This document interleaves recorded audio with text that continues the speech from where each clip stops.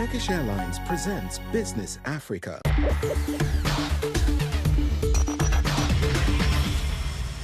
Welcome to Business Africa. I'm your host, Afolake Oinloye. The top stories this week.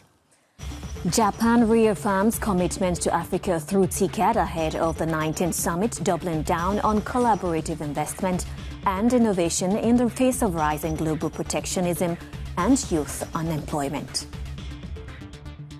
Nigeria's $21 billion diaspora remittances surpass foreign aid as millions of families increasingly depend on overseas support to weather inflation and joblessness. Share caterpillars fuel a street food boom in Bobo Dioulasso, where women turn this local delicacy into a growing livelihood and culinary trend in Burkina Faso. As Africa tackles youth unemployment and growing protectionist trends, Japan's commitment through the TICAD partnership remains crucial. With TICAD9 on the horizon, Tokyo is scaling up its investment and innovation pledges to strengthen climate resilience, infrastructure, and human capital across the continent. As Africa grapples with internal realities like a bulging youth population with minimal job opportunities and external threats like the rise of protectionism across the globe, international partnerships remain more critical than ever. One such cornerstone of cooperation is TICAD, the Tokyo International Conference on African Development. Launched in 1993 and co-hosted by Japan alongside the United Nations, World Bank and African Union Commission, TICAD has become a platform for Africa's development priorities, driven not by aid but by collaboration, investment and shared innovation. At TICAD 8, Japan pledged an ambitious $30 billion in public and private investment, along with a $4 billion green growth initiative. That commitment has since translated into real-world action, from agriculture financing in Nigeria and infrastructure support in Egypt, to digital training and human capital investment across the continent. Now, as the world looks ahead to TICAD9, the stakes are even higher. While the United States and its President Donald Trump are championing a new global era of protectionism, Japan is doubling down on its core principle to co-create innovative solutions with Africa. Joining us now is Mr. Shuei Ueno, Deputy Director General of the Africa Department at Japan International Cooperation Agency, JICA. Thank you for joining us on the show. Now, what progress has been made from TICAD 8's key pledges, particularly in climate resilience, infrastructure and human capital development? For example, at the time of TICAD 8, we launched EPSA 6, enhanced private, the financing for private sector. I think it was 5 billion. Out of 5 billion, we have realized 2.9 billion co-financing with AFDB and JICA. And that includes some financing to AFDB for non-sovereign sector, some financing for Egypt, development program loan, some finance to Nigeria for the agriculture sector. And not only the finance, but also for the training too. We pledged 300,000, no, actually more than that. 300,000 government officials. And I think we achieved 290 government officials trained so far. So we have achieved quite lots of results after TICAD 8. Looking ahead to TICAD 9, what are Japan's top priorities for Africa? How will they support youth employment, digital innovation, and African free trade area integration? All of those are within this theme, the co-create innovative solution. For example, JICA signed a Minutes of Cooperation with the AFC Secretariat in Ghana in 2022 to start, our collaboration to strengthen, to realize this idea of combined single market, which is a huge potential, not only for Africa, but for Japan and for the world. DX, we started to collaborate with University of Kenya for so-called AI school to train African AI people. And youth is a huge, important theme of TICAD 9. As you know, Africa is a continent of the youth, and Japan, it's actually aging, and the number of youth is declining. But that's why we would like to encourage Japanese youth to work with African youth. The future potential of the world. So TICAD9 would be very much important occasion for youth of both continent country to work together and we co-create innovative solutions. In light with the rising global protectionism, how is Japan adapting its economic engagements with African nations? Many African leaders and Japanese leaders and international leaders gather at the TICAD and discuss what we could do together. And we discuss, of course, on our shared values. And obviously, that is a kind of symbolic to show that our international cooperation is very much strong.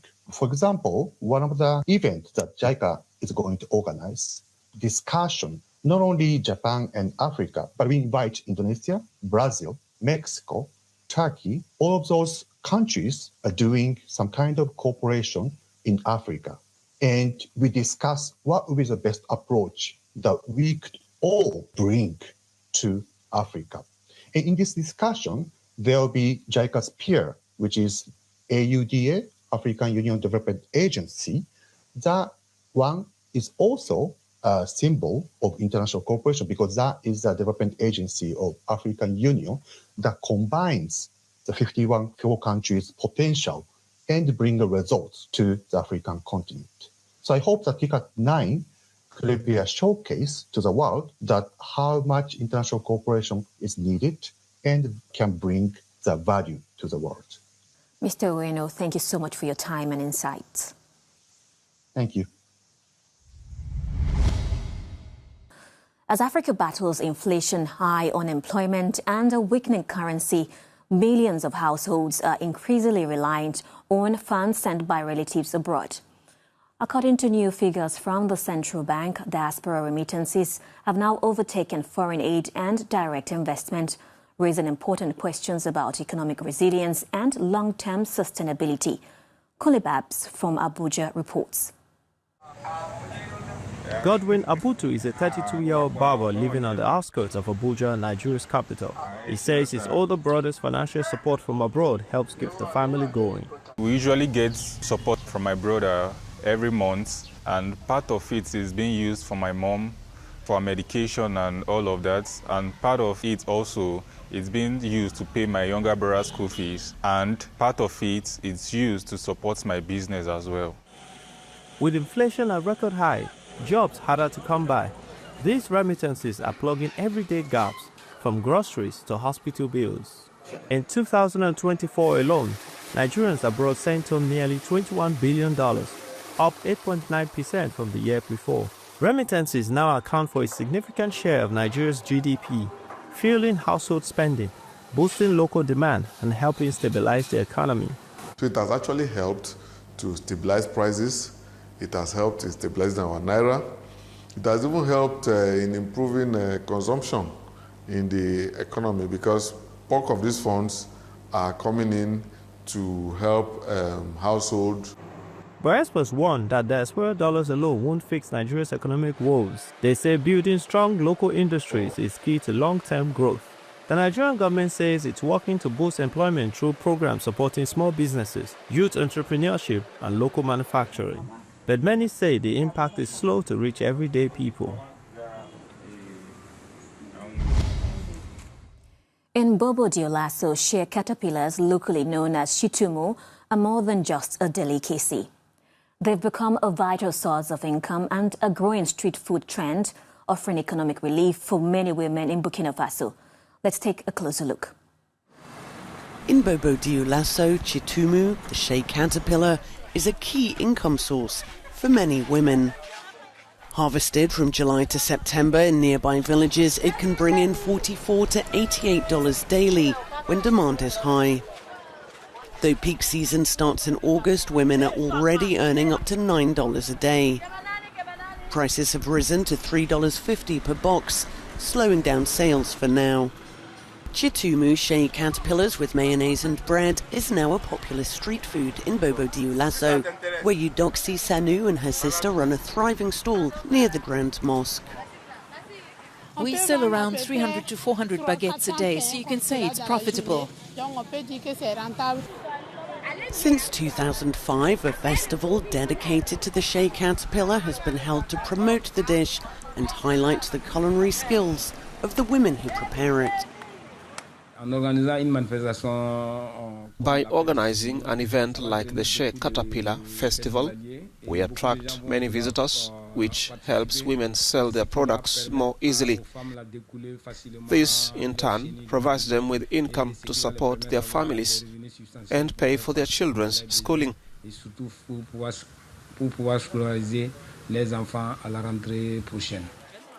Although the chitumu industry has been promoted for nearly 20 years, it still struggles to gain the same recognition as other sectors. The festival's promoter now hopes to work with local authorities to better structure the industry.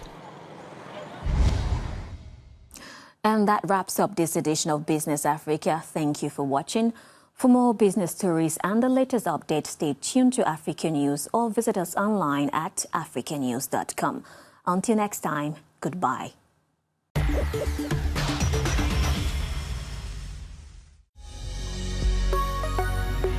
Business Africa was presented by Turkish Airlines.